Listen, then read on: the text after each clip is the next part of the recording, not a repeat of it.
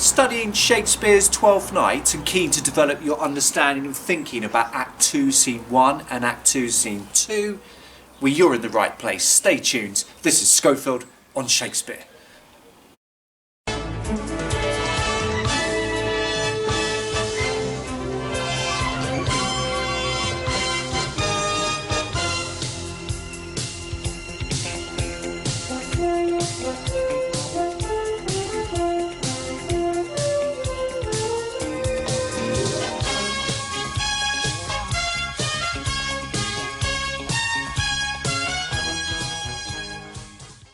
Just a reminder that you need to have read these two scenes before watching the video and completing the activities on screen. If you haven't done that, leave the video now and come back at a later point. Time for my brief summary of the two scenes. First, Act 2, Scene 1. Short but significant. We find out that Viola's twin brother, Sebastian, is alive. And, like his twin sister, he seems able to make alliances and inspire affection very quickly. He was saved from drowning by Antonio, who is absolutely determined to be his servant, even though being seen within Orsino's court could be dangerous. Next up, Act 2, Scene 2. Obedient Malvolio arrives panting after Viola, who, in Act 1, Scene 5, left his mistress's house, having unwittingly bewitched her with her charms. Malvolio, in characteristically haughty fashion, attempts to return a ring to Viola, a ring which the latter had never given Olivia in the first place. Viola realises that this is a sign of Olivia's love for her and reflects on the unintended consequences of her disguise. A couple of questions now are going to appear on screen. I'd urge you to have your pens poised to write down some intelligent answers to these thought-provoking numbers. This video will resume in 5 seconds time, so press pause now to write and think about your responses.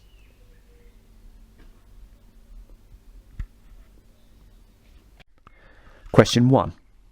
Unlike Viola in Act 1, Scene 2, Sebastian is far more explicit about his family backgrounds.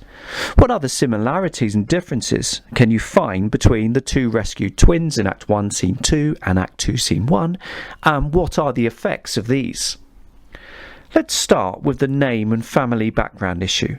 In Act 1, Scene 2, Viola doesn't reveal her name at all to the captain and allows him a much larger portion of the exchange than Sebastian allows the panting, gawping Antonio in Act 2, Scene 1. As discussed in a previous video, this is partly due to her prudent desire to obtain as much information as possible about this new territory. Here, Sebastian not only reveals his name, but admits that he had previously been using a false name, Rodrigo, during his earlier exchanges with Antonio. He also gives his father's name and the hometown of Messalini. What should we make of this marked difference? Well, perhaps Sebastian's decision to reveal his name and family background in detail highlights his confidence in his own secure, prerogative male identity and status as a gentleman. As a man, Sebastian would have felt far less intimidated at the prospect of having to survive and make his way in new lands. He doesn't need to be as wary as his female equivalent, who is all too aware of her vulnerabilities as an exposed, isolated woman. So Sebastian's references to his name, his previously assumed name, and his father's name seem to point to confident masculinity. Viola, meanwhile, a woman living in this patriarchal world, can't afford to be so rigid and explicit. Her failure to give her name to the captain in Act 1, Scene 2, and actually the name Viola is not used on stage at all until Act 5, and then initially only by Sebastian, shows a recognition that adapting a more fluid, ambiguous gender identity is likely to increase her chances of future success. I'm quite tempted here to make a random comparison with the monster, note my verbal inverted commas, in Mary Shelley's Frankenstein. This creature is never given a name. the term monster is only used by the untrustworthy victor. The effect of this is to encourage the reader to think more deeply about its identity. Who, what exactly is it? By the end of the novel, the reader has come to the conclusion that actually this creature is far more human than its creator, Victor Frankenstein, was prepared to give it credit for. And this realization would have been slightly hard to come by if all the time our vision had been constrained by a particular name. Put simply, without the tag of a name, it is harder to attach preconceived notions. There isn't as much to pin them to. Why am I banging on about Frankenstein? Well, I think something similar is happening for the audience in Twelfth Night with Viola, albeit not the reader. Let me explain. If we don't know the play or haven't read a summary, we don't even know that this resourceful young woman who bounces back so quickly from her near-death drowning experience is called Viola. Freed of this obviously female-sounding tag, the audience is left to consider this young person more on their own terms. Without the name Viola mentioned on stage for the first 2 hours of the play, we are less prone to view or unwittingly judge this person in terms of her gender. She becomes more obviously a clever, ingenious, attractive, youthful, civilized person, with greater freedom to behave in a way which otherwise might be seen as being contrary to expectations for her gender. But readers of the play have a slightly different experience. Each time Viola speaks, our eye sees in black and white letters Viola, the obviously female name with the female A ending. Thus, whether we realise it or not, even the modern, more enlightened reader's interpretation is likely to be more coloured by their own experiences and beliefs about gender. On stage, yes, there is the effect of Viola's appearance, both of herself as a female in Act 1, Scene 2, and then as the page Cesario from that point onwards. But still, to return to the question in hand, the overall sense is that the absence of Viola's name for the majority of the play acts as a liberating force.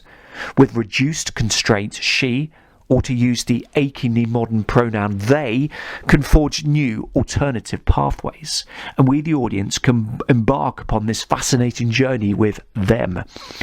Yes, there are times when Viola herself draws attention to her own female gender, but these references do not change the fact that her behaviour consists of a wonderful hybrid of stereotypical attributes of both genders, male in her ability to take control of unknown situations, and female in her ability to empathise and genuinely listen to others. That was perhaps a slight digression, but an interesting one, which would be worth discussing in more depth in a classroom or on Skype with classmates. Viola may be more cagey with personal details, but an intriguing similarity is the effect both twins have on the men who have saved them.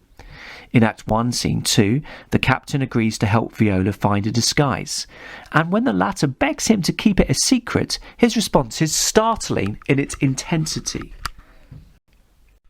Be you his eunuch, and your mute I'll be. When my tongue blabs, then let mine eyes not see. In other words, if he ever lets on, he is prepared to be blinded, presumably for the rest of his life.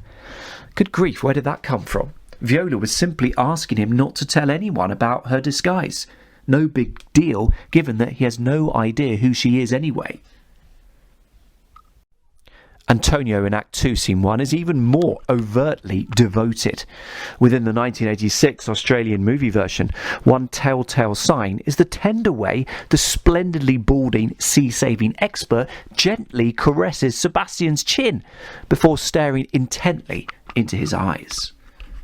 Antonio, forgive me your trouble. Let me be your servant. Desire it, Lord. In another instance in which a rhyming couplet at the end of the scene reveals deep feelings, last seen in Act 1, Scene 4 with Viola, strife and wife, the love-struck one then goes on to declare, "But come what may, I do adore thee so, that danger shall seem sport, and I will go." Antonio has previously stated that he has numerous enemies in Orsino's court. In Act 3, Scene 3, he goes into more detail, saying that he once participated in a battle at sea against Orsino's ships. And so at the least, he is putting his liberty at risk by acting upon his feelings for Sebastian. What is abundantly clear from this stage of the play is just how extraordinarily attractive both Viola and Sebastian appear to others. They both seem to possess magnetism, which makes others change the very directions of their lives, whether that be Olivia super quickly forgetting her mourning for bro pledge, or here Antonio foolhardily dismissing the dangers of his reappearance in Orsino's court. This foreshadows later events in the play. Notably, Olivia seemingly not being bothered about marrying the wrong twin, and Orsino pouncing to marry the twin he had previously thought was a boy. There's something so magical and special about both twins that getting hold of one of them is the most important thing, not which one it is. I previously suggested that Sebastian's references to his name and his father's name seem to point to confident, stereotypical masculinity. However, the choice of the modal verb seem was deliberate. Towards the end of Act 2, Scene 1, his language shows that he has been crying and continues to cry bitterly. This public admittance of emotional vulnerability is seen again when he tells Antonio that he is yet so near the manners of my mother that upon the least occasion more mine eyes will tell tales of me. The reference to the manners of his mother shows his own recognition that crying is generally seen as a weakness for men and something more typically carried out by the fairer sex.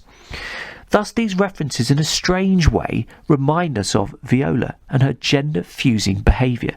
Both these twins seem to implicitly recognise that gender conventions can stifle experience, result in narrower and, for Viola, potentially more dangerous options.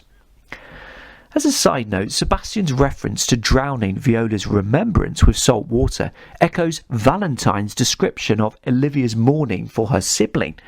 He says that she will veiled walk and water once a day her chamber round with eye-offending brine, thus foreshadowing their future union.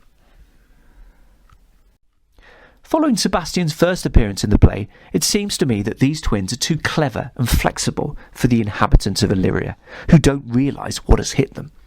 They're able to adapt to different situations, define expectations about what their gender should or shouldn't do if necessary. No wonder they're so successful by the end of the play. Question 2. Explore the presentation of deceits in Act 2, Scene 2 and the play as a whole so far. It's impossible not to start this question by scrutinising Viola's famous no-holds-barred words in this scene. Disguise, I see thou art a wickedness, wherein the pregnant enemy does much. How should we respond to this?